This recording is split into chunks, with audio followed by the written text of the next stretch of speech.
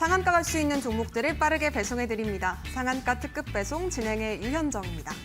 파월 의장이 비둘기파적인 발언을 내놨습니다. 고금리 장기화가 지속이 되면 경제 성장이 위험해질 것이다 라는 발언을 했는데요. 다만 금리 인하 시점에 대한 명확한 언급은 없었습니다. 그러다 보니까 우리 시장도 오늘 좀 지지부진한 흐름으로 흘러갔죠. 보합권 안에서 계속해서 등락을 반복하는 움직임이었는데요. 우리 지수 오늘 양대 지수 모두 보합권 안에서 혼조세로 마쳤습니다. 다만 일부 전선주 그리고 ESS 관련주는 좀 유의미한 움직임을 보였죠. 특히나 저희 방송 공략주로 짚어드렸던 유진테크놀로지 8%가 넘는 탄력적인 움직임을 가져갔습니다. 자, 이런 종목들 어떻게 잡을 수 있었는지 궁금하신 분들이라면 저희 상한가 특급 배송과 끝까지 함께 해보시면 좋을 것 같습니다. 자, 그리고 이렇게 올라갔던 잘 갔던 종목들 내 포트폴리오에는 없어서 좀 속상합니다 하시는 분들도 많이 계시죠. 종목에 대한 고민도 속 시원하게 해결해드리는 시간 마련이 되어 있는데요. 전화번호 그리고 문자번호를 통해서 상담 신청해 보실 수가 있겠습니다. 02377-0279번 지금 바로 실시간으로 전화 주시거나 혹은 문자 메시지 샵 3772번으로 종목 명과 매수가 그리고 비중 담아서 보내주시면 저희 방송 통해서 종목 고민에 대한 해결도 담아보실 수 있으니까요. 지금 바로 참여해 보시기 바라겠습니다. 자, 그렇다면 오늘 방송 함께 달려주실 박성재 전문가님 바로 인사드려 볼게요. 어서 오세요. 네, 반갑습니다. 네, 전문가님. 잘 지내셨어요? 예, 잘 지냈습니다. 하루 만에. 네, 예. 좋습니다. 어제에 이어서 또 박성재 전문가님과 함께 또 저희 상한가 특급 배송 달려보려고 하는데요. 오늘 시장 좀 지지부진했던 것 같습니다. 우리 시청자 여러분들께 한 말씀 부탁드리겠습니다. 오늘 시장이 지지부진했었던 이유는 아무래도 조금 신중론이 가동되었다라고 생각을 합니다. 근데 이 신중론이 왜 가동이 됐는지 좀 배경 설명 짧게 한번 드려보자면 네. 짧지 않을 수도 있는데요. 우선 그 파월 의장의 발언이 저는 개인적으로 전일 발언이 굉장히 쇼킹했다라고 생각을 합니다. 네. 왜냐하면 지난주에는 이제 실업률이 급증할 수 있다라는 그런 발언을 하면서 고용 지표에 대해서 우리 시선들을 조금 집중시켰었거든요. 근데 이번에 어제 기자가 질문을 했어요. 이제 이번 실업률이 여전히 급증을 할 가능성이 있냐라고 질문을 했는데 그럴까봐 우려스럽다라는 이야기를 했습니다. 그러니까 이제 고용 지표 둔화를 기다리는 게 아니고 오히려 우려스럽다라는 이야기를 하는 스테이지로 네. 넘어갔다라고 보거든요. 저는 이게 사실 금리 인하 가능성이 매우 높아졌다라고 생각을 합니다. 오, 예. 네. 근데 이제 시장이 열광하지 못했었던 이유는 단서 조항이 있었어요. 그렇기 때문에 물가 지표를 좀 확인을 할 필요가 있다. 지표를 확인을 하자라는 이야기를 했는데 네. 그 지표가 당연히 물가 지표일 겁니다. 이제 고용 시장이 둔화됨에 따라서 지표도 좀 잘 잡혀주는지를 봐야 되는데 내일 밤에 이제 미국의 CPI가 발표가 됩니다. 그래서 지표 발표를 하루 앞두고 나서 지표를 그래도 보자라는 이야기를 했기 때문에 시장 참여자들 입장에서는 당연히 신중론이 가동이 될 수밖에 없었던 그런 배경이 있는 것이고요. 이 CPI가 그러면 어떻게 나올지 제가 예상을 살짝 네. 한번 해보자면 저는 예상치와 조금 부합할 거다라 생각을 합니다. 이제 전월과 다르게 예상치보다 하회하는 경우는 안 나올 것 같아요. 왜냐하면 헤드라인 기준으로 이야기를 드리는 건데요. 6월에 유가가 좀 올랐어요. 유가가 좀 많이 올랐기 때문에 아무래도 헤드라인 CPI 기준으로는 아마 예상치를 하회하지 못할 것 같고 부합하는 정도로 나올 것 같다라는 말씀 좀 드릴 수 있을 것 같고 네. 다만 이제 이런 물가 지표가 안정화가 되는 추세 상황 속에서 나중에 이제 하반기 때 결국에 이제 실업률이 급증을 하게 되는 상황이 오게 되면은 저는 이제 금리 인하가 한두 차례가 아니고 세 차례까지 급격하게 나타날 수 있다고 봅니다. 예. 네. 근데 이렇게 이야기를 하면은 네네. 이제 이런 말씀하시는 분들이 있어요. 그러니까 금리 인하를 그렇게 많이 하게 되면 결국에 불경기를 의미하는 거 아니냐, 시장에 좋지 않은 거 아니냐 이런 이야기를 할 수가 있는데 저는 이제 시장을 이야기할 때, 시장 방향성을 얘기할 때는 딱 한 가지만 봐야 된다. 유동성. 이 이야기를 계속 이야기를 드리고 있거든요. 그러니까 코로나 때 이후로 사실 재무부의 이제 재정 정책이라든지 이제 연준의 이제 통화 정책이라든지 이런 것들이 같이 가동이 되면서 시장에 풀린 유동성이 상당히 많습니다. 결국에 이 거대한 유동성을 시장에서 소화를 해야 된다라고 보고 있거든요. 그렇게 따졌을 때는 결국 이제 올해 하반기는 시장이 강할 거다라고 보는 것이고요. 다만 시장이 너무 강해서 파이낸셜 컨디션이 너무 좋아 버리게 되면은 이제 어떤 현상이 발생을 하냐면 투자자들의 이 금융자산에 대해서 이 장부가 가치가 올라가기 때문에 나는 다 부자라고 생각을 하는 단계가 올 겁니다. 그러면 그 이후에 이제 벌어들이는 수입에서 주 수입에서 사실 이제 저축에 대한 심리는 죽게 되고요. 네. 소비에 대한 심리가 강화되면서 다시 한번 이제 코어 CPI가 올라갈 가능성이 높고요. 그에 따라서 다시 긴축 정책을 하게 됐을 때 시장이 충격을 받을 수 있겠죠. 다만 그거는 적어도 이제 내년 하반기 이후 이야기다. 그래서 올해 하반기는 결국에는 물가도 떨어지고 금리도 떨어지고 유동성이 확대되는 국면으로 갈 거기 때문에 상반기 때 약세를 보였었던 이제 중소형 종목들의 강세 흐름이 나올 수 있을 것 같다. 이런 말씀을 드리고 싶습니다. 이야기가 네. 길었네요.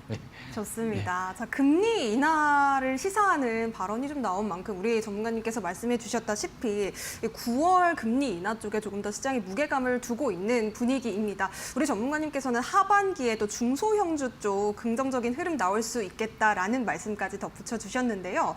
계속해서 박성재 전문가님께서 저희 방송 통해서 말씀해 주시는 게 또 3, 4분기에는 반도체 쪽, 또 중소형주 단 보자 이렇게 또 말씀을 주셨거든요. 이쪽에 대해서는 어떻게 전망하실까요? 여전히 뭐 온디바이스 쪽이라든지 네. HBM 쪽 그리고 반도체 패키징 쪽까지 다 골고루 좋게 보고 있는데요. 차량용 반도체도 조금 한번 같이 살펴보자라고 제가 조금 첨언을 차량용. 드리고 싶습니다. 네. 왜냐하면 이제 자율주행 시대로 가게 됐었을 때는요. 기존에는 내연기관차에 들어가는 반도체 부품이 150개에서 200개라고 하면은 자율주행으로 넘어가면 2,000개가 넘어가거든요. 오. 예, 그만큼 이제 다품종이 많이 필요하게 되는 상황으로 오게 되고요. 그리고 이제 아무래도 8월 8일에 로보택시를 발표를 하게 됩니다. 일론 머스크의 어떤 발언이 시계열 타이밍이 잘 안 맞긴 합니다. 좀 성급하게 이야기를 하긴 하지만 결국에 이제 로보택시 상용화가 빠르면 2025년에 이루어질 수 있다는 이야기를 하거든요. 네. 근데 저는 2027년 보수적으로 봐서 그렇게 이야기를 하고 있는데 8월 8일에 발표되는 이 이슈가 굉장히 좀 큰 어떤 탄력을 좀 줄 수 있을 것 같습니다. 차량용 반도체 쪽 자율주행 테마주들도 그래서 같이 좀 잘 봐야 된다 이렇게 덧붙여서 이야기 드리고 싶습니다. 네, 지금 뭐 8월 8일 로보택시 일정은 정말 전문가님께 너무 많이 들어서 이제는 많은 시청자분들께서 알고 계실 것 같은데요. 지금 테슬라 이야기 덧붙여서 또 자율주행 관련주까지 눈여겨보시라는 말씀 주셨습니다.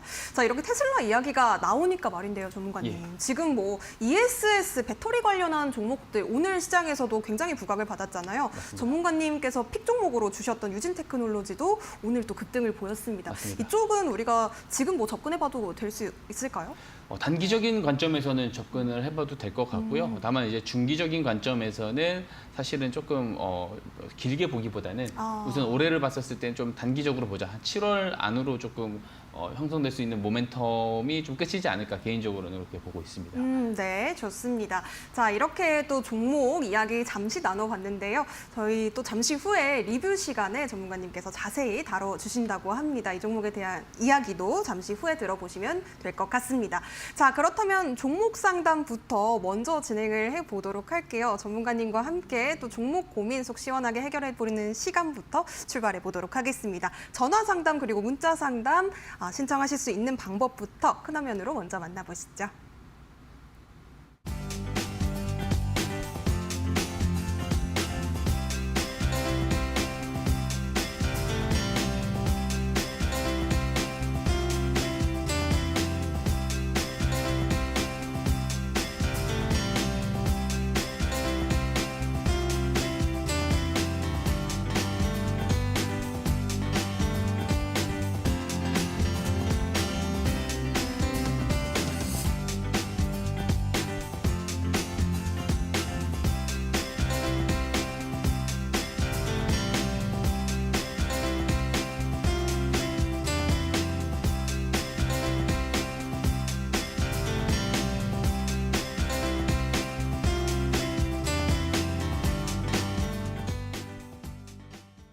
네, 그럼 본격적으로 종목 상담 출발을 해보도록 하겠습니다.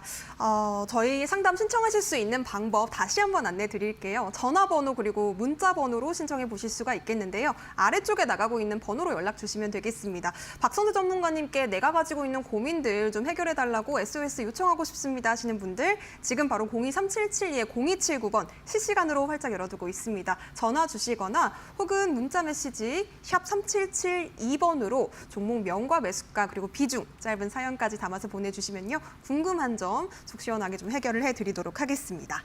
자, 그렇다면 첫 번째 상담 먼저 받아보도록 할게요. 문자 들어와서 문자 상담 이어가 보도록 하겠습니다. MC넥스 26,300원에 지금 15%를 담고 계시다고 합니다.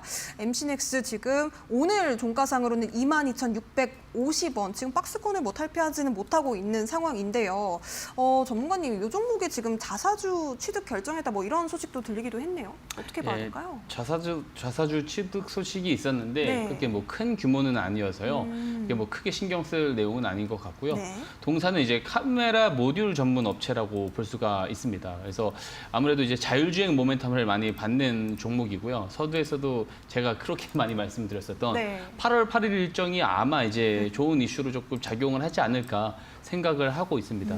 우선 MC넥스 차트를 한번 보고요. 그 차트를 보기 이전에 한번 제가 이제 그 매출이 어디서 조금 많이 나오는지 한번 보도록 하겠습니다. 보게 되면은 제품 매출 중에 카메라 모듈 쪽이 차지하는 비중이 거의 대부분이다라고 볼 수가 있습니다. 생체 인식 쪽, 생체 인식, 뭐 구동계 쪽에서도 매출이 나오긴 하지만 압도적인 비중은 카메라 모듈 쪽이에요. 근데 지금 보게 되면은 휴대폰, 모바일 쪽 카메라 모듈 매출이 많이 나오고 있는 상황이고요.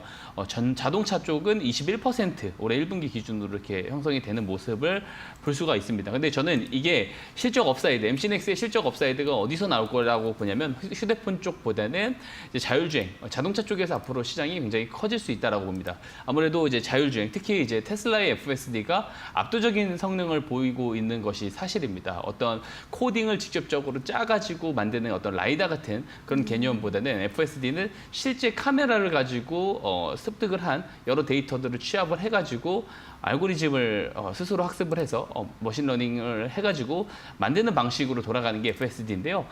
만약에 이제 테슬라가 로보택시를 발표를 해서 이 FSD의 성능이 실제로 좋다라는 것이 인식이 되게 됐었을 때는 카메라 모듈 쪽이 굉장히 크게 부각을 받을 수밖에 없다라고 봅니다. 그래서 MC넥스 같은 경우 저는 되게 보수적으로 봐서 자율주행 쪽에 대한 매출이 2026년, 27년 이렇게 나올 거다라고 보고 있는데요.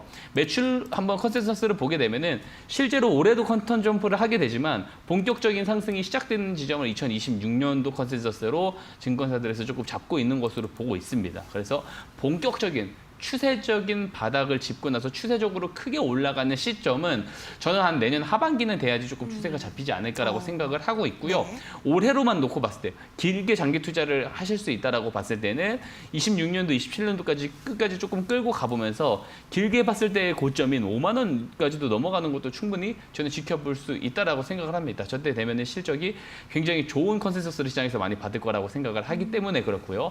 올해로만 짧게 보겠다라고 하셨을 때는 저는 이 테슬라 FSD 이제 재료를 조금 집중을 해보면서 단기 목표가는 28,000원 정도를 조금 제시를 드리고 싶고요. 손절 가격은 지금 지지 라인이 나오고 있는 21,000원이 이탈됐을 때 손절을 해주시는 것이 좋을 것 같다 이렇게 정리 드리도록 하겠습니다. 네, 좋습니다. FSD 관련해서 또 짧게는 모멘텀 받을 수 있다라고 말씀을 주셨는데요. 단기적으로는 일단 28,000원 그리고 내년 하반기까지는 조금 더 높게 보신다고 합니다. 5만 원까지 목표가 설정해 주셨습니다. 대응 맞춰서 잘 해보시기 바라겠고요. 이어서 다음 상담도 문자로 받아보도록 하겠습니다. 지금 웹젠 17,100원에 15% 담고 계시다고 연락을 주셨습니다. 일단은 지금 수익권에 계시는데요.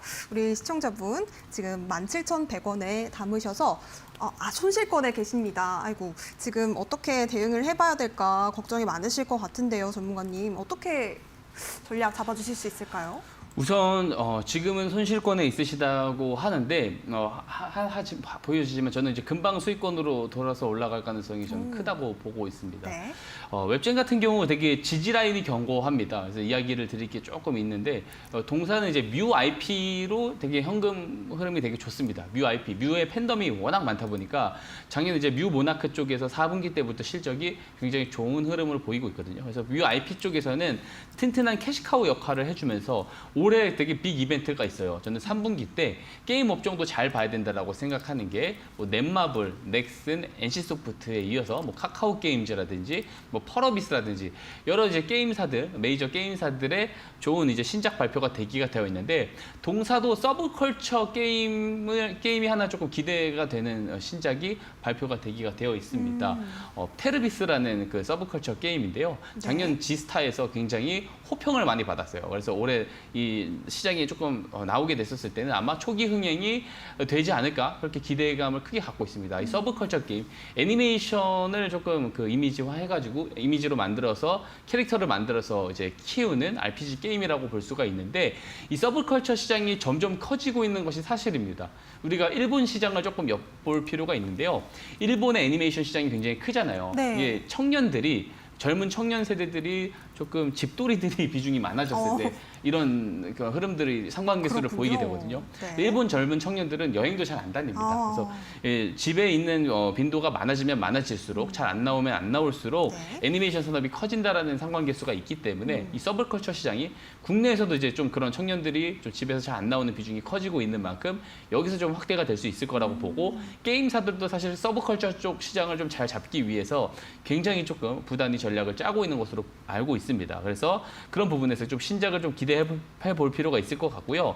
웹진의 실적도 컨센서스도 그래서 이 테르비스에 반영이 됐었을 때 좋을 것 같다라는 컨센서스가 잡혀 있습니다. 화면에도 보시다시피 영업이익이 올해는 이제 600억대, 내년엔 800억대, 후년에는 1000억대가 좀 나올 거다라고 보고 있고 또 핵심적으로 봐야 될 게 자사주예요. 자사주가 15%나 있습니다. 밸류어 프로그램이 실제로 조금 더 긍정적으로 진행이 되고 자사주를 소각한다라고 했었을 때만 해도 이 PER, 이 BPS 수준의 주가까지 저는 올라갈 수 있다. 21,000원까지도 단번에 올라갈 가능성도 있다. 자사주 소각만으로도 이제 그런 이슈를 불러올 수 있는 대기 흐름도 있고요. 주가를 한번 길게 보게 됐었을 때 4년 주기설 이야기가 나옵니다. 한번 이제 시세가 좀 그러네요. 크게 올라갔다가 4년 동안 조정 나왔다가 크게 올라갔다. 이 상단선이 4만 원대까지 올라가던 그런 추이가 있거든요. 그래서 그 4년 주기설에서 241선을 돌파하는 지점부터 올라가더라라는 그런 흐름들로 봤을 때 지금도 그런 유효한 흐름을 보이고 있다라는 측면에서 길게 봤었을 때는 저는 한 25,000원까지 보셔도 된다. 단기적으로 봐도 3분기 안에 2만 원은 넘어갈 것 같다. 그래서 여유 있게 보시라는 말씀 드리고 싶습니다. 네, 다행입니다. 웹젠 지금 뭐 서브컬처 시장이 확대가 되고 있고 또 테르비스라는 신작 기대감도 있는 만큼 우리 전문가님께서 긍정적인 뷰 말씀해 주신 것 같습니다. 대응 잘 해보시기 바라겠고요. 다음 상담 만나보도록 하겠습니다. 안녕하세요. 안녕하세요. 네, 시청자님 고맙습니다. 반갑습니다. 어떤 예. 종목 궁금하실까요? 종목은 비치로테크고요. 제가 비치로테크. 완전 고점에서 13,000원을 잡았거든요. 샀거든요. 네네. 비중은 어떻게 되실까요? 20%요. 20% 지금 고점에서 13,000원에 잡으셨어요. 네. 지금 많이 좀 답답하실 많이 것 물려 같은데. 있는데. 네, 많이 물려 계셔서 어떤 점 제일 궁금하실까요? 이걸 지금 좀 올라오고 있는데 얼마 정도에 매도해야 될까? 갖고 있으면 번져놓을까? 한번 여쭤보려고요, 전문가님한테. 네, 알겠습니다. 전문가님, 요즘 뭐 좀 탈출을 어떻게 해볼까요? 예, 좀 최근에 시세가 많이 나올 때 들어가셔서 조금 걱정이 많으실 것 그러니까요. 같습니다. 그래서 제가 조금 상세하게 한번 좀 설명을 잘 드려보겠습니다, 시청자님. 우선 이제 감사합니다. 전력망 쪽에서 수혜가 있는 종목이고요. 제가 전력망 이야기를 드릴 때 계속하는 이야기가 있습니다. 이 AI 인프라 모멘텀이 저는 4분기 때 굉장히 강하게 들어올 가능성이 크다라고 저는 이야기를 계속해서 드리고 있어요. 3분기 때는 우선적으로 반도체가 먼저 시세를 랠리를 좀 달릴 것 같고요.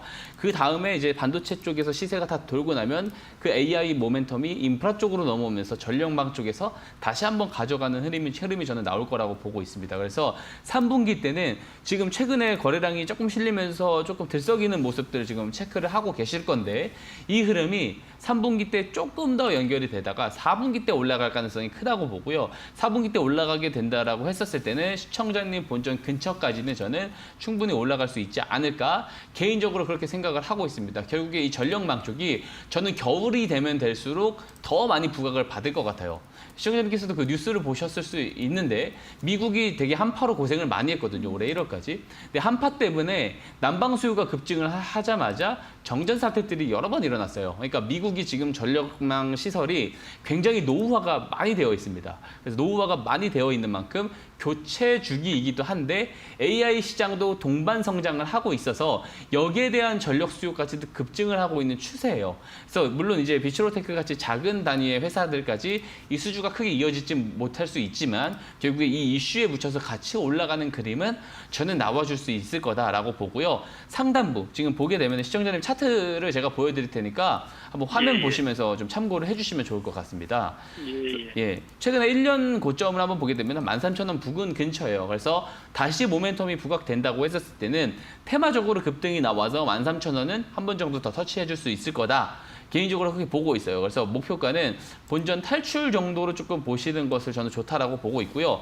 다만 저는 이게 하반 경직성이 되어 있을 거다라고 보고 있는 게 그래도 영업이익단에서 거의 300억 원 아래 위로 계속 꾸준하게 유지가 되고 있습니다. 그런 상황에서 지금 이제 시가총액을 보게 되면 2천억대예요. 그래서 주가가 길게 봐도요. 이게 되게 핵심, 중심 주가는 그렇게 크게 꺾이지 않고 오히려 자본 총계가 쌓여갈수록 조금씩 올라가는 그런 형태로 가고 있어요. 그래서 주가가 지금보다 크게 밀릴 가능성은 굉장히 제한적이다라고 보고 있어요. 그래서 손절 가격을 만약에 8,000원을 이탈을 하게 됐었을 때는 회사의 회계적인 부분에서 사실 우리가 알지 못하는 악재가 있을 수 있습니다. 그래서 8,000원이 깨는 그림이 저는 안 나올 거라고 봅니다. 안 나올 거라 보지만 혹시라도 깨게 되면은 조금 과감하게 정리는 하셔야 돼요. 근데 안 깰 가능성이 저는 80% 이상, 90% 이상이라고 보고요. 좀 보유를 하시다가 4분기 때 급등이 나왔을 때 본전 구간에 왔을 때는 조금 정리를 보시라는 말씀 제가 드리도록 하겠습니다. 예, 감사합니다. 예, 잘 맞춰서 대응해 보시길 바라겠습니다. 네, 도움 되셨으면 좋겠습니다. 비츠로테크 지금 손절가로는 8,000원 아래에서는 정리해보자라고 말씀을 주셨습니다. 우리 시청자님께 도움 많이 됐으면 좋겠고요. 다음 상담 바로 이어가 보도록 할게요. 전화 연결 받아보도록 하겠습니다. 안녕하세요. 안녕하세요. 네, 시청자님 어떤 종목 상담 신청해 주셨을까요? 네이버요. 네이버 매수가 비중은 어떻게 되실까요? 28만 원에 30%요. 28만 원에 30%. 예. 아이고, 굉장히 오랜 시간 동안 또 고생을 하셨네요. 예. 네, 어떤 점 제일 궁금하세요? 지금 더 사도 될지요. 추가 매수를 할 수 있을지. 예. 알겠습니다. 전문가님, 이 종목 추가 매수 할 수 있을까요? 바닥 좀 다진 것 같기도 한데 어떻게 보실까요? 우선 추가 매수를 하는 것은 사실 권장드리지 않습니다, 시청자님. 개인적으로 지금도 이 종목의 비중이 상당히 크게 들어가 있으십니다. 그리고 30%라는 비중이 들어가 있기 때문에 그렇기 때문에 제가 그렇다고 그러면은 지금 위치에서 당분간 상승이 조금 어려우니까 정리를 하라는 말씀을 드리기에도 너무 손실폭이 크세요. 그래서 추가 매수를 여쭤보실 정도로 어쨌든 남은 비중이 있으신 거잖아요. 그러면은 제가 좀 앞으로 조금 강세가 올 수 있다라고 이야기 드리는 뭐 반도체라든지 혹은 AI 인프라 쪽에서 올해 사실 하반기 때 굉장히 충분히 조금 수익을 많이 챙겨갈 수 있을 거다라고 저는 생각을 합니다. 그리고 제 관심 종목을 좀 참고해 보시는 것도 좋은 방법이 될 수 있고요. 그래서 오히려 그 남은 비중으로 시장의 주역이 될 수 있는 종목들로 수익을 내시고 수익이 난 만큼 이 네이버의 비중을 오히려 조금씩 축소해 나가는 과정이 저는 개인적으로 더 필요하다고 봅니다. 그래서 네이버의 주가가 다시 우상향을 하기 위해서 저는 어느 정도 가격 조정은 크게 더 이상은 있을 거라고 보진 않지만 옆자리로 갈 가능성이 저는 굉장히 크다고 봅니다. 그래서 시장의 유동성이 정상적인 유동성이 들어와주는 시장에서 이 PER을 충분히 해소를 하면서 갈 수 있을 때, 그 밸류를 해소하면서 갈 수 있을 때 시점을 저는 네이버 카카오 이야기 드릴 때 저는 26년도 이후로 보고 있어요. 그래서 굉장히 조금 시간이 오래 걸릴 수가 있습니다. 근데 오래 걸리지만 결국에는 20만 원이 넘어가고 25만 원이 넘어가고 시청자님 단가인 28만 원도 넘어가는 지점은 언젠가는 오게 되어 있습니다. 다만 지금 단기간 안에 올 가능성은 상대적으로 적어 보이고 지금 가뜩이나 비중이 높은 상황에서 추가 매수를 한다 해도 이게 평균 단가를 크게 낮추지 못할 것 같아요. 그래서 추가 매수를 하기보다는 오히려 남은 비중으로 다른 쪽에서 수익을 보고 수익이 난 만큼 조금씩 잘라가는 방향으로 이야기를 드리고 싶고요. 많이 잘라가다가 한 2026년 정도 됐을 때 오히려 많이 자르는 상태에서 비중을 그때 다시 한번 확대를 하는 전략을 이야기를 드리고 싶습니다. 이해가 되시나요, 시청자님? 그러면 지금 다 팔고 그 26년도에 그때 다시 사는 건 어때요? 그렇게 해주시게 되면은 근데 이제 포트폴리오 입장에서는 조금 더 좋게 재편을 할 수가 있지만 사실 손실폭이 되게 커질 수 있기 때문에 그게 부담으로 생각을 하실 수가 있기 때문에 만약에 다 정리를 하고 나는 다시 시작한다라는 생각으로 갈 수 있다라고 하면은 괜찮겠지만 그렇지 못한다라고 했었을 때는 수익을 다른 데서 내고 천천히 좀 잘라가는 방식으로 가시라는 말씀 드리도록 하겠습니다. 네, 네이버 지금 추가 매수보다는 좀 비중을 줄여 나가면서 분할 매도를 해보자라고 전략 짚어주셨습니다. 대응 잘 해보시기 바라겠고요. 이어서 다음 상담 바로 만나볼게요. 안녕하세요. 네, 안녕하세요. 네, 시청자님 어떤 종목 궁금하실까요? 네, 저는 롯데 에너지 머티리얼즈 있고요. 롯데 에너지 머티리얼즈. 네, 매수가 비중 어떻게 되실까요? 저는 53,300원에 매수했고 20% 정도 됩니다. 53,300원에 20%요. 오늘 지금 종가랑 거의 유사한 상황인데 혹시 매수 언제쯤 하셨을까요? 매수는 좀 됐는데 5월 달에 했거든요. 5월 달에 매수를 하셨고요. 그러면은 지금 뭐 올라왔다가 다시 빠진 상황이네요. 네, 제가 네네. 기회를 놓쳤어요. 중간에 매도 타임을 놓쳤는데 매수하신 그래서 이유가 있으실까요? 중간에 그 한번 네. 추천을 해준 분이 있으셔가지고 했는데 그러셨구나. 이거를 단기로 가지고 가라고 해가지고 했는데 네. 이거를 이게 너무 단기로 가지고 가야 될지 알겠습니다. 아니면은 좀 매수를 네. 좀 더 해야 될지. 지금 뭐 전문가님 매도 시점을 놓치셨다고 하는데요. 어떻게 예. 좀 전략을 잡으면 좋을까요? 우선 이 케미컬 쪽 네. 시장이 사실 이제 길게 봤을 때는 되게 우상향이 나올 수도 있다라고 생각을 하지만 올해 이제 하반기 때 살짝 부진할 수가 있어요. 그리고 올해 이제 롯데에너지 머티리얼즈는 개별적인 실적 개선이 저는 내년부터 굉장히 크게 부각이 될 거라고 보고 내년 상반기 중반 정도부터 이제 본격 랠리가 펼쳐지지 않을까 생각을 합니다. 그래서 내년에 대한 기대치로 사실 지금 최근 2월부터 추세적으로 올라오고 있는 부분들이 있거든요. 그래서 저는 추세 단에서 대응 이야기를 드리고 싶어요. 그래서 시청자님 지금 제가 화면으로 차트를 보여드릴 테니까 차트를 보시고 좀 가격 전략을 참고해 보시면 좋을 것 같습니다. 그래서 지금 보게 되면은 이 노란 추세선 이게 60일 추세선입니다. 60일 추세선을 한 번, 두 번, 세 차례 한 번씩 터치를 해주고 지금 이제 한 상황이에요. 세 번째 터치를 하고 나서 여기가 좀 반등이 나와주는지 좀 잘 볼 필요가 있어요. 60일 추세선이 꺾이게 됐었을 때는 내년 실적 모멘텀이 나오기 전까지 가격 조정 혹은 기간 조정이 조금 더 길어질 수가 있습니다. 그래서 저는 길게 보시기보다는 이 61선이 현재 48,700원. 그러니까 이제 내일 정도 되면 49,000원 올라올 텐데 한 49,000원을 손절가로 조금 짧게 잡고 보시면 좋을 것 같고요. 상단부 목표가는 이 직전 고점인 59,000원 좀 제시를 드리도록 하겠습니다. 네, 롯데 에너지 머티리얼즈 자세한 전략 잡아주셨습니다. 우리 시청자님께 도움이 되셨으면 좋겠고요. 또 계속해서 성공적인 투자 계획 잡으시기를 응원하도록 하겠습니다. 저희가 종목 상담은 여기까지 마무리해보도록 할게요. 박성재 전문가님과 함께 여러분들께서 더 자세한 추가적인 코멘트를 받고 싶다 하시는 분들 혹은 스마트머니 기법을 내 HTS상에 설정해서 우리 전문가님이 시장을 어떻게 분석하시는지 직접 알고 싶습니다 하시는 분들은요. 지금부터 저희와 함께 해보시면 되겠습니다. 아래쪽에 QR코드 하나 나가고 있거든요. 휴대폰 기본 카메라로 스캔하신 뒤에 링크 타고 이데일리TV 홈페이지 입장하시면 우리 전문가님과 함께 하실 수 있는 무료 교육방 바로 입장해 보실 수가 있겠습니다. 교육방 안에서 내일 시장이 어떻게 또 흘러갈지에 대한 전략 그리고 더불어서 오늘의 공략주에 대한 자세한 전략까지도 여러분들께서 잡아보실 수가 있으니까요. 많은 참여 부탁드리겠습니다. 자, 그렇다면 과연 박순재 전문가님께서 오늘은 또 어떤 특급 배송 종목을 가져오셨을지 그리고 또 기법은 어떤 전략을 챙겨 오셨을지 잠시 뒤에 만나보도록 하겠습니다.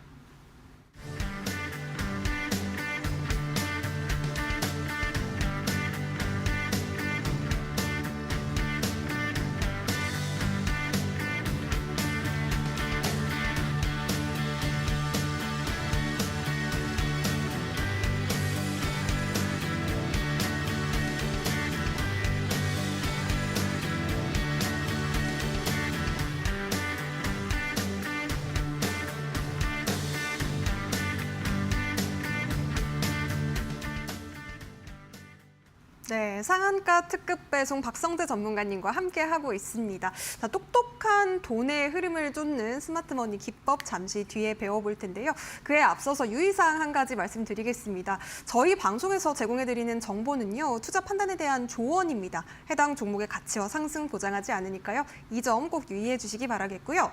자, 그렇다면 이제 본격적으로 우리 전문가님께서 오늘도 또 우리 시청자분들께 어떤 꿀팁을 전수해 주실지 배워보도록 하겠습니다. 과연 스마트머니 기법 어떤 기법인지 먼저 알려주실 수 있을까요? 제가 매번 증명을 드리지만 시장의 주도주를 잘 잡을 수 있는 기법이 바로 이 스마트머니 기법입니다. 보시기만 하면은 그게 체감이 안 됩니다. 기법을 받아가시고 직접 이 시간을 통해서 잘 배워보셨으면 좋겠습니다. 오늘도 설명 이어가도록 하겠습니다. 자, 스마트머니 기법, 말 그대로 스마트머니죠. 똑똑한 돈입니다. 똑똑한 돈이 들어왔을 때 우리도 그 똑똑한 돈에 같이 올라타서 수익을 실현하는 그런 기법이다라고 볼 수가 있고요. 시장에는요, 우리 일반 개인 투자자들, 저도 개인 투자자입니다. 개인 투자자들에게 제공이 되지 않은 정보와 재료가 상당히 많습니다. 하지만 그 정보와 재료를 사전에 먼저 확인을 할 수 있는 주체들이 있습니다. 그 주체들은요, 해당 종목 주가에 대해서, 방향성에 대해서 영향력을 행사할 수 있을 정도의 똑똑한 돈을 가지고 있다고 보고 있고요. 저는 이들을 주포라고 규정을 합니다. 자, 주포들이 저점에서 매수를 했을 때, 저점에서 매집을 시작을 했을 때를 포착을 하고 같이 매수에 따라붙는 기법이 스마트머니 기법이에요. 실제로 이런 정황들이 나오게 됐었을 때 일봉 차트상에 신호로 포착되게끔 제가 이 스마트머니 신호라는 것을 만들어 놓았습니다. 자, 보통 주포들이 저점에서 매집을 하게 되면은 주가를 길게 크게 올리게 됩니다. 그래서 크게 올라갔었던 종목들을 집계를 해서 밑에서 어떤 일들, 어떤 흐름들이 있었는지를 종합적으로 집계를 해가지고 통계를 해서 알고리즘을 추출해서 만든 신호가 바로 스마트머니 신호예요. 이 신호가 일봉 차트상에서 뜨게 되면 같이 뒤에 매수에 참여를 해서 수익을 내면 되는 아주 편한 기법이다라고 볼 수가 있고요. 보통 이제 추세 매매라든지 박스권 매매 같은 이런 패턴식 기법들은 매크로 변수라든지 정책 변수가 등장을 하게 되면은 여기에서 자유롭지 못하지만 스마트머니 기법은 주포들의 저점 매수를 보고 진입을 하는 것이기 때문에 상대적으로 저런 변수들에서 자유롭다라는 장점이 있고요.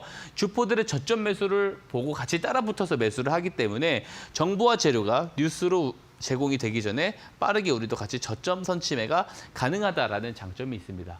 보통 개인 투자자분들은요, 내가 직접 정보가 공개된 정보들을 리서치를 해가지고 분석을 해서 모멘텀이 아주 길 거다라고 판단되는 그 가운데에 올라타게 됩니다. 그죠? 대부분 다 이렇게 거래들을 하고 계실 거예요.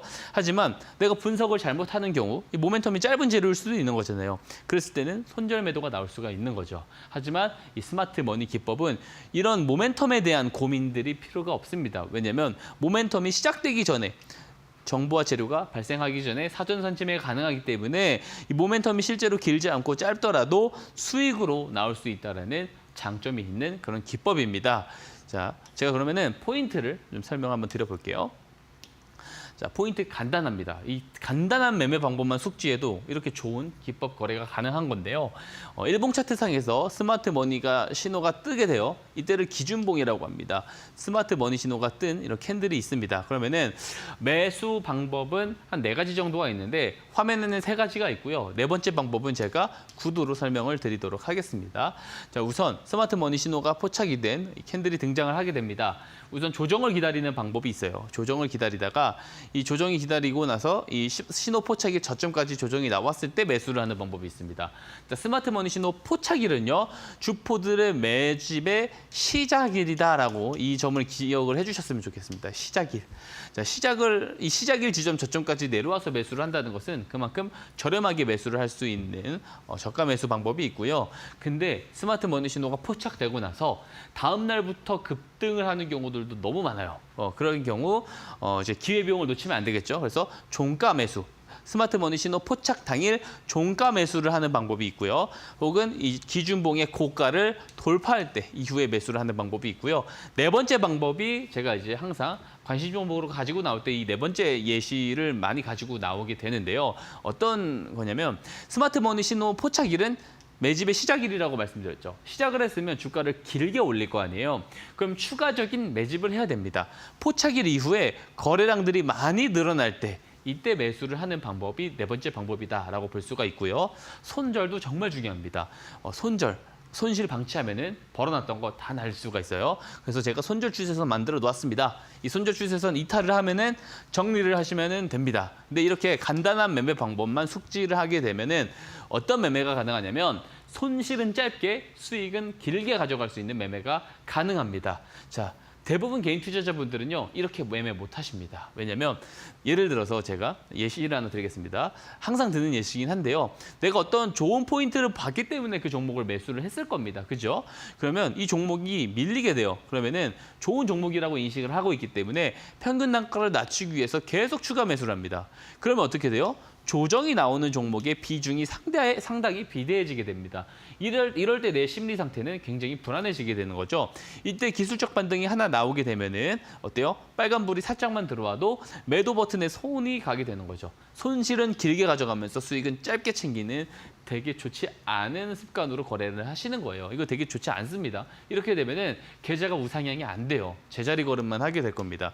오히려 손실은 짧게, 손절 추세선 이탈해봤자 마이너스 되게 짧아요. 근데 수익이 나게 되면은 주포들의 저점 매수를 보고 들어가는 거기 때문에 굉장히 수익이 크게 납니다. 자, 이해가 잘 안 되실 거예요. 예시 종목을 통해서 설명 이어가도록 하겠습니다.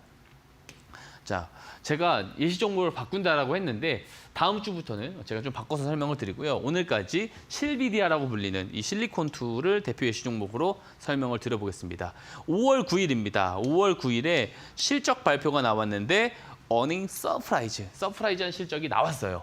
24년도 1분기 매출을 보면은 거의 1,500억 가까이 나왔습니다. 매출액 기준으로. 근데 이 매출이 얼마나 큰 거냐면 22년도 총 매출이 1,650억이에요.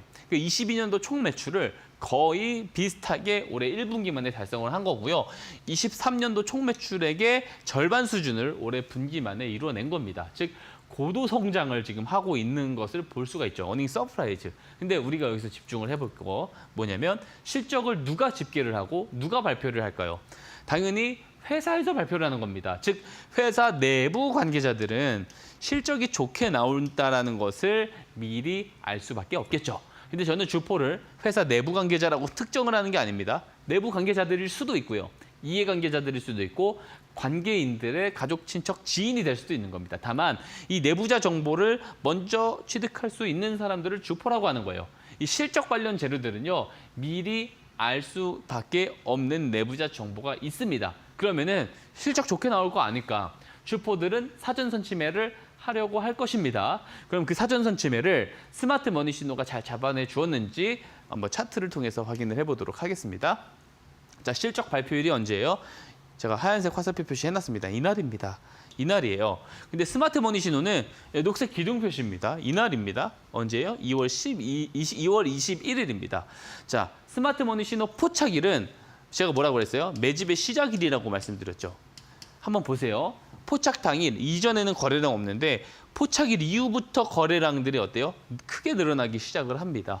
자, 그죠? 그러면은 보세요. 이 실적 발표일 이전 그리고 스마트 머니 신호 포착일 이후 이 사이에 벌어진 거래량이 늘어난 것들은 실적이 좋게 나올 것이다라는 것을 내부자 정보를 알고 있는 주포들의 사전선 침해일 가능성이 매우 높다라고 우리가 합리적인 의심을 해볼 수가 있는 거죠.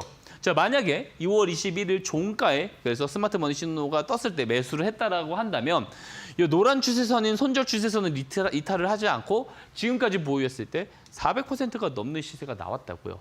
만약에 이날 실적 발표일에 실적 안 좋게 나와서 이 노란 추세선 깨고 내려가잖아요. 마이너스 6% 정도밖에 안 됩니다. 손실은 짧죠. 근데 수익은 얼만큼 나와요? 크게 나온다는 겁니다. 이래서 손실은 짧게 수익은 길게 볼 수 있는 방법이 바로 이 스마트 머니 기법입니다. 이 신호 등록 방법을 꼭 알고 가실 필요가 있겠죠. 제가 실제로 이 라이브를 통해서 제가 증명을 드렸었던 종목도 오늘도 리뷰를 해야겠죠. 전일은 한국 화장품 플러스 155%짜리를 보여드렸는데 오늘은 비교적 짧습니다. 13%인데 근데 공략일이 지난주예요. 지난주에 공약일에서 제가 이제 관심주로 소개를 드렸고요. 유진테크놀로지고요. 시세가 나오긴 했는데 제가 2차 목표 주가를 조금 잡아드리고 싶어요. 14,000원까지 보시고 단기 모멘텀 지속될 수 있기 때문에 그 부분들을 보면서 추가적인 대응을 해보시면 좋을 것 같습니다. 자, 보면은 마찬가지죠. 평상시 흐름은 조정이었습니다. 거래량 없어요. 근데 스마트머니 신호가 딱 6월 26일에 포착되고 나서부터 거래량이 늘기 시작합니다. 그래서 제가 7월 3일에 언박싱 종목으로 가지고 왔습니다. 시작일이고요. 매집일이다. 그래서 네 번째 매수 예시 상황이 되었다라고 말씀을 드렸고 시세 관찰이 나오면서 크게 올라가면서 단기간 안에 13%가 넘는 시세가 나왔고요. 저는 더 올라갈 거라고 보고 있습니다. 자, 내용이요. 삼성 SDI가 1조 규모의 ESS용 배터리 계약 소식이 전해지면서 ESS 쪽이 지금 테슬라발로도 많이 지금 이 모멘텀을 받고 있는데 여기에 대한 모멘텀까지 같이 잘 받고 있는 상황입니다. 어떤 재료가 더 뜰지 몰라요. 하지만 그 재료, 우리가 알지 못하는 재료를 사전에 먼저 확인을 하는 주포들이 사전 선침매가 이 스마트 머니 신호를 통해서 나왔고 지금 매집이 들어오는 것일 수 있습니다. 그래서 미리 사전 선침매를 하기 위해선 이 스마트 머니 기법 꼭 배워가셔야겠죠. 배우기에 앞서서 이 스마트 머니 신호, 이 화살표, 기둥 신호 뜨는 거 아셔야겠죠. 제가 PDF 파일로요. 아주 상세하게 정리를 해놨어요. 주식을 처음 하시는 분들도 이거를 보고 등록을 하실 수 있게끔 제가 상세하게 PDF 파일로 정리를 해놨습니다. 자, 이 PDF 파일을 받아가시게 되면은요. 이 신호 등록 방법, 손절 추세선 등록 방법, 그리고 이 기법을 어느 상황에서 작용을 시키면은 더 큰 수익을 볼 수 있는지까지 제가 상세하게 기술을 해놨습니다. 이 자료를요. 사실 신청 주시는 분들에게는요. 무료로 어떠한 조건도 없이 다 그냥 제공을 드리고 있어요. 그냥 드리고 있습니다. 안 받아가시면 손해겠죠. 자, 참여하실 수 있는 방법 앵커님께서 설명드리고 넘어가도록 하겠습니다. 네, 박성재 전문가님의 스마트머니 기법을 받으실 수 있는 방법 너무 쉽고 간단합니다. 아래쪽에 나가고 있는 QR코드를 활용해 보시면 되겠는데요. 휴대폰 기본 카메라 빠르게 가져오셔서 화면 가까이에만 가져다 대시면 링크 통해서 이데일리TV 홈페이지 입장하실 수가 있겠습니다. TV 홈페이지에서 무료 교육방 들어오시면요. 박성재 전문가님께서 앞서 말씀해 주셨던 종목들, 지금 어제 말씀해 주셨던 한국 화장품 제조 같은 경우에는 누적 수익률 155% 달성했고요. 더 따끈따끈한 종목 유진테크놀로지 같은 경우에는 오늘만 해도 8% 넘는 급등이 나왔더라고요. 지금 누적 수익률 13% 두 자릿수 기록하고 있습니다. 이런 종목, 포착 종목에 대한 전략뿐만 아니라 스마트머니 기법 내 HTS상에 직접 설정하실 수 있는 방법, 주린이 분들도 정말 쉽고 간단하게 알아가실 수 있도록 PDF 파일로 다 정리해 주신다고 하니까요. 무료 교육 들어보시면 좋을 것 같습니다. 지금 바로 참여해 보시기 바라겠고요. 자, 그렇다면 과연 오늘의 공략 종목은 어떤 종목일지 또 많은 기대가 됩니다. 오늘의 종목 어떤 종목일까요? 예, 오늘은 최근 이슈가 되고 있는 원전 관련 종목 하나와 방산 종목을 하나 준비를 했습니다. 그래서 한번 참고를 해보시면 좋을 것 같은데요. 첫 번째 종목은 보성파워텍입니다. 원전 관련 종목이죠. 그리고 가장 핵심적인 포인트는 단기적으로는 사실 이제 체코 신규 원전 수주로 보고 있고요. 중기적인 관점에서는 AI 데이터 센터의 새 전력 공급원 에너지로 보고 있습니다. 하나씩 살펴볼까요? 자, 이제 이승환 리서치 RM 연구원이 코멘트를 해주신 겁니다. 이 보성 파워텍의 올해 매출액이 전년 대비 20% 성장을 할 거다라고 보고 있고 영업이익은 58%. 굉장히 크게 성장할 걸로 보고 있죠. 2년 전, 22년도에 적자 기업이었어요. 근데 작년에 흑자 전환을 했고 올해도 퀀텀 점프를 할 수 있을 거다. 퀀텀까지는 아니지만 그래도 크게 성장을 할 거다라고 전망을 하고 있는데 그 근거가 있어요. 지난해 하반기에 수주한 프로젝트들이 지금 이제 실적으로 이번에 이어질 수 있다 이렇게 보고 있고요. 최근에 대형 프로젝트들을 많이 수주를 해서 규모만 이제 1,500억 원. 굉장히 큰 규모입니다. 이 규모의 수준의 수주를 받아놓고 있기 때문에 이게 또 이제 매출로 업사이드가 될 수 있다. 여기에 대한 기대가 있습니다. 딱 이것만 알아두시면 돼요. 원전 쪽에서 매출이 증가를 하고 있는 기업이다. 이렇게 보시면 됩니다. 그럼 이제 원전 쪽에 대한 이슈를 봐야 되는데 먼저 단기적인 재료입니다. 어제도 제가 가져와서 똑같은 거 화면을 가지고 왔는데 체코 정부가 조만간 신규 원전 건설 프로젝트 30조 규모라고 하죠. 여기에 대한 우선 협상 대상자를 결정을 하게 되는데 언제 결정을 하냐면 17일 다음 주입니다. 다음 주에 결정을 합니다. 근데 한국 정부의 수주 가능성이 조금 조심스럽게 유력하다라고 합니다. 원래는 프랑스 쪽이 유력한다라고 보는데 프랑스 전력공사가 러시아와의 협력 관계를 맺고 있어가지고 사실 후보에서 탈락하고 오히려 한국 정부가 수주를 받을 가능성이 높다라고 그런 이야기가 나오고 있고요. 아무래도 지금 현재 현 정부의 국정과제 2030년까지 10기에 대한 수출에 대한 첫 성과, 요게 이제 조금 자극적으로 작용을 할 수가 있겠죠. 만약에 수주가 된다라고 했을 때 나머지 10기에 대한, 9기에 대한 이런 부분들까지도 조금 되게 우리가 기대를 크게 해볼 수 있을 것 같습니다. 이게 단기적인 모멘텀으로 작용을 할 수가 있다라고 보고 있고요. 중기적인, 중장기적인 모멘텀으로 봤을 때는 당연히 AI 데이터 센터에 대한 전력 공급원, 새 전력 공급원에 대한 부분입니다. 사실 우리가 제가 주목을 해야 되는 게 기존의 어떤 화석 연료에 의존을 해가지고 이 성장하는 AI 시장에 대한 에너지 공급원을 다 이제 투입을 할 경우에는요, 탄소 배출이 굉장히 많이 걸리게 됩니다. 그래서 탄소가 나오지 않는 신재생 에너지를 굉장히 부각을 많이 받는 것이 사실인데, 사실 이 신재생 에너지가요, 24시간 다 원활하게 공급을 받을 수 있는 에너지원들이 아닙니다. 오히려 무탄소죠. 원자력도 무탄소입니다. 이 원전 같은 경우 24시간 동안, 제가 여기 표시를 해놨습니다. 24시간 동안 안정적인 공급이 가능하기 때문에 오히려 원전이 혜택을 볼 수 있다. 이렇게 말씀을 드리고요.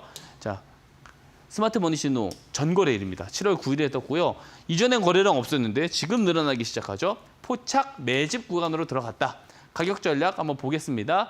매수가는 내일 시가로 보시면 될 것 같고요. 1차 목표가 4,500원. 참고해 보시기를 바라겠습니다. 자, 두 번째 종목 빠르게 가보겠습니다. 현대로템이고요. 다 아실 거예요. 방산주입니다. 방위산업 종목이고요. 한번 내용부터 빠르게 보도록 하겠습니다. 최근에 수주권, 6월에 수주권을 봤는데 제가 굉장히 놀랐어요. 자, 한 건의 전년도 매출의 7.7%, 또 한 건의 7.4%입니다. 자, 다음 페이지 보겠습니다. 자, 다음 페이지 보면 한 건에 6.8%, 또 한 건에 9.5%. 그러니까 6월에만 들어온 수주권이 전년도 매출의 30%가 넘었어요. 이게 굉장한 거죠. 굉장하다라고 볼 수가 있고, 여기에 더해서 뭐 수주 잔고가 6조, 거의 7조 가까이 쌓여 있다라는 게 또 대단합니다. 그리고 실적을 보게 되면은 21년도 때부터 이 영업이익 쪽에 제가 표시를 해놨는데 800억, 1,400억, 2,100억 크게 성장을 하고 있고요. 올해도 되게 합리적인 컨센서스 저는 받고 있다라고 보고 있습니다. 그리고 이 컨센서스가 이 중동 리스크가 계속되는 이상 계속 올라갈 수밖에 저는 없다라고 보고 있습니다. 이 중동 리스크가 계속되는 한 이 컨센서스가 내려갈 일은 없을 거다. 그러면 주가도 점진적으로 계속 여기 밸류에 맞춰서, 이 기대 밸류에 맞춰서 조금 올라갈 가능성이 매우 높다라고 장기적인 방향성은 그렇게 보고 있습니다. 중요한 게 지금 중동 리스크가 지속이 되고 있는데요. 중동의 큰 손들이 실제로 K방산 쪽에 일단 러브콜드를 보내고 있습니다. 실제로 중동의 큰 손들이 K9 그리고 동사의 매출의 상당한 비중을 차지하고 있는 K2 전차에 대한 구매가 실질적으로 이루어지고 있고, 지금 현재 보면은 레바논부터 해가지고 중동 곳곳에서 군사적 요소가 새로 발생을 하고 있는 상황이잖아요. 그래서 여기에 대한 부분들이 지속되는 이상 컨센서스도 계속해서 높아질 가능성이 높다. 특히 주목을 하는 게 폴란드죠. 폴란드가 진짜 국내 방산에 대해서, 방산 시장에 대해서 굉장히 VIP 고객입니다. 다 쓸어가고 있어요. 여기서 이제 폴란드에서 현지 국영 방산 그룹과 폴란드형 K2 전차의 2차 계약, 그죠? 2차 이행 계약을 위한 컨소시엄을 합의서를 체결했다라고 오늘 이런 내용들이 나왔는데, 이게 언제 조금 발표가 될까라고 봤는데 9월에 폴란드에서 열리는 국제 방위산업 전시회를 계기로 체결될 가능성이 크다. 그래서 이 9월에 관련된 이 모멘텀도 같이 가지고 있어요. 그래서 이거 한번 좀 잘 지켜보면 좋을 것 같습니다. 이제 폴란드 쪽에서 아무래도 실적 업사이드와 굉장히 맞물리는 요소가 나올 수 있기 때문에 한번 9월 이슈도 같이 좀 잘 체크를 해보면 좋을 것 같고, 자, 스마트 머니 신호가 언제 포착이 됐냐면 6월 13일입니다. 근데 포착일 이전보다는 거래량이 드문드문 늘고 있어요. 그래서 이게 폴란드에 대해서 계약이 이행이 됐었을 때는 우리보다 회사 내부자들이 먼저 알 거예요. 혹은 이미 이야기가 되고 있을 수도 있습니다. 그거를 미리 알고 들어온 사전선 지매가 스마트 머니 신호로 포착이 됐을 수도 있겠죠. 자, 그래서 전략 마지막으로 보시면 내일 시가를 매수가로 잡아드리고요. 목표가, 1차 목표가 46,000원 제시드리도록 하겠습니다. 네, 좋습니다. 박성재 전문가님과 함께 하실 수 있는 방법 QR코드로 활짝 열려 있습니다. 휴대폰 기본 카메라로 스캔하신 뒤에 이데일리 TV 홈페이지에서 우리 전문가님과 함께 두 가지 종목에 대한 전략 잡아보실 수가 있겠습니다. 지금 체코의 수주 기대 그리고 AI 데이터 센터 전력원의 기대를 받는 원전주 지금 종목 한 가지 말씀해 주셨고요. 보성 파워텍입니다. 두 번째 종목으로는 방산 관련주 지금 말씀해 주셨는데요. 두 번째 종목으로 현대 로템 또 실적 모멘텀 수출 덕분에 호황 기대를 받고 있다고 합니다. 두 가지 종목에 대한 전략 그리고 더불어서 내일장 전략까지도 박성재 전문가님과 함께 챙겨보시기 바랍니다. 자, 아쉽지만 우리 전문가님과는 여기서 인사 나누도록 하겠습니다. 오늘 고맙습니다. 네, 저희 상한가 특급 배송에서 준비한 소식은 여기까지입니다. 저희는 여기서 물러나도록 하겠습니다. 내일 7시 다시 찾아뵙겠습니다. 시청해주신 여러분 고맙습니다.